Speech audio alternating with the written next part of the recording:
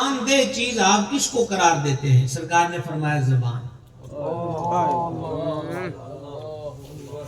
کون سی چیز؟ زبان۔ اور ایک روایت میں ذکر ہوا کہ جب صبح ہوتی ہے تو وجود کے سارے اعضاء زبان کا منت اللہ کرتے ہیں کہ تیری بڑی مہربانی، تو ٹھیک رہی، تو ٹھیک رہی تو ہم بھی سلامت رہیں گے، اور تو ٹیڑھی ترچھی ہوئی بگڑی ہوئی تو تیرا کچھ بھی نہیں جانا، جڑی مار کوٹ پینی ہو ساڑھے تے بھر نہیں ہے، تو پھر منہ چی رہنا ہے، تجھے کچھ نہیں ہوتا۔ اور امام محمد غزالی رحمۃ اللہ علیہ نے یہ لکھا ہے کہ خاموشی پر قائم رہنا 60 سال کی عبادت سے افضل ہے۔ اور سید العالمین علیہ السلام نے فرمایا من صمت نجا، جو چپ رہا وہ نجات پایا۔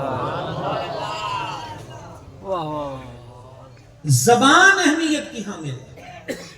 اور میرے آقا و مولا علیہ السلام کا ایک اور فرمان آپ کے گوش گزار کر رہا ہوں، مفہومی طور پر فرمایا کبھی بندہ اللہ تعالیٰ کی ناراضگی کی ایسی بات منہ سے نکالتا ہے اس کو پتہ نہیں ہوتا، وہ نارمل روٹین میں بولتا بولتا بول جاتا ہے، لیکن اس کو نہیں پتا وہی ایک جملہ اس کو جہنم میں ڈالنے کے لیے کافی ہو جاتا ہے۔ اور کبھی کبھی بندہ رب کی رضا کی ایسی بات منہ سے کر جاتا ہے کہ وہ ایک بات ہی اس کو جنت میں داخلے کا ذریعہ بن جاتا ہے۔ اور امام جلال الدین سیوطی رحمۃ اللہ علیہ میں دوسری بات سنا رہا تھا تو شرح صدور کا ورق کھل گیا، موجود ہے نا جی؟ شرح صدور کا ورق کھل گیا۔ ایک نوجوان تھا، کچھ بے راہ تھا، اس کے چچا یا ماموں اس کو رب کی طرف رجوع عبادت کا درس دیتے رہتے۔ نوجوان پہ آخری وقت آ گیا، وہی چچا یا ماموں اس کے سرانے آئے، تینوں کنی دیر سمجھانے رہے ہیں کہ پتر زندگی دا نہیں پتا، اے بلبلے وانگر ہے، اس کدی بھی پھٹ جانا ہے، کہ ویکھنا ہوں تیرے آخری ٹائم آ گیا۔ اس نوجوان نے کہا چاچا یہ بھائی وصل کم کرو، میں نے اسی لیے مائک پیچھے پیچھے کر رہا ہوں، آپ بڑھاتے جائیں گے مائک اور پیچھے جاتا جائے گا۔ اصل میں ان لوگوں کے کان کے بھی ہمارے ذمہ حقوق ہیں۔ ڈاکٹر کی 5000 ایک کی فیس ہے کان چیک کروانے کی، تو ہم آپ کے کان ہی خراب کر کے پتہ نہیں کدھر پکڑے جائیں۔ گزارش یہ کر رہا تھا آپ کی خدمت میں، اس نوجوان نے کہا چاچا مجھے ایک بات بتا، میں اپنی ماں سے لڑ جھگڑ کے جاؤں اور کئی سالوں کے بعد آؤں تو ماں کی کرے گی؟ کہا ماں نہ سینے لائے گی اور اس کی کرے گی۔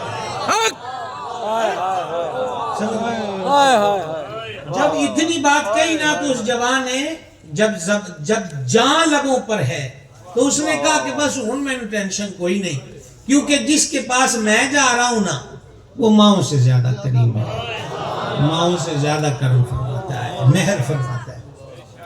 فوت ہو گیا، غسل کفن جنازہ ہوا، تدفین ہوئی، وہی بزرگ اس کے جو عزیز تھے وہ تدفین میں شریک تھے۔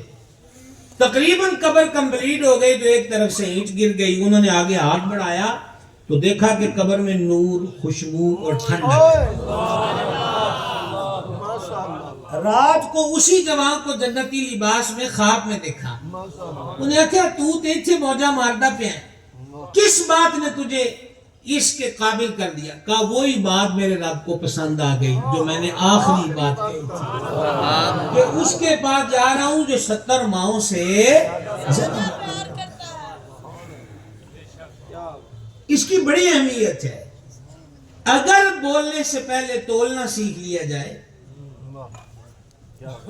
تو بہت اچھی بات ہے، لیکن ایک بات یاد رکھیے گا، جس طرح بکری اونٹنی گائے کے تھن سے دودھ دھو لیا جائے واپس نہیں نہ جاتا، منہ سے نکلے بول۔ ابن کثیر نے سبحان اللہ اسرا بعبدہ کی تفسیر کے ضمن میں اس روایت کو لکھا ہے کہ نبی پاک علیہ السلام نے معراج کی رات دیکھا کہ ایک بڑے پتھر میں سوراخ ہے، ایک بیل دوڑ کر آیا اور اس سوراخ کے اندر داخل ہو گیا، سوراخ میں بیل۔ اب جب وہ اندر چلا گیا تو باہر نکلنے کی کوشش کرتا ہے تو اس سے باہر نہیں نکلا جاتا۔ فرما جبریل یہ کیا ماجرا ہے؟ عرض کیا کریم یہ آپ کے اس امت کے فرد کی کہاوت ہے کہ جو کبھی بڑا بول بول بیٹھتا ہے، کبھی بڑا بول بول بیٹھتا ہے، پھر پچھتاتا ہے، لیکن پھر اس کو واپس نہیں لے سکتا۔ تو تھن سے نکلا دودھ واپس تھن میں نہیں نہ جاتا، زبان سے نکلی بات واپس۔